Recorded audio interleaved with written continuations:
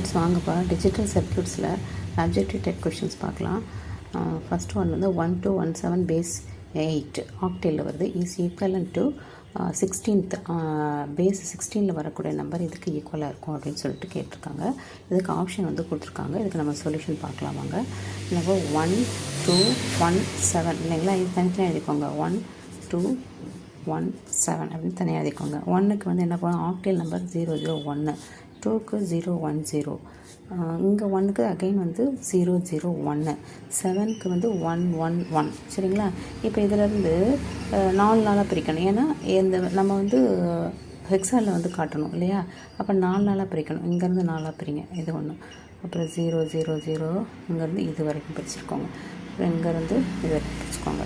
பிரிச்சிட்டிங்கன்னா இது மட்டும் என்ன வருது, 1. இதெல்லாம் சேர்ந்தது 8. சரிங்களா?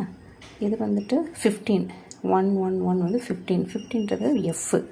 சரிங்களா? 15 தான் எஃப் ஹெக்ஸாவில். அப்போ என்ன போடணும், ஆன்சர் வந்துட்டு ஆன்சர் பாருங்கள். ஆன்சர் வந்துட்டு 028F16. இதுதாங்க ஆன்சர். இதுதான் ஆன்சர். ஓகேங்களா? பார்த்துக்கோங்க. அடுத்தது செகண்ட் கொஷின்ஸ் பாருங்கள். The range of integers that can be represented by an bit 2's complement number system is equivalent to என்ன அப்படின்னு சொல்லிட்டு கேட்டிருக்காங்க.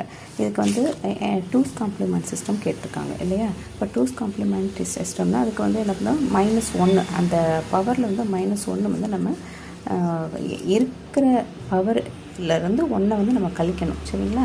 அப்போ எந்த ஆப்ஷன் கரெக்டாக இருக்கும் அப்படின்னு கேட்டிங்கன்னா இதுதாங்க ஆன்சர் கரெக்டாக.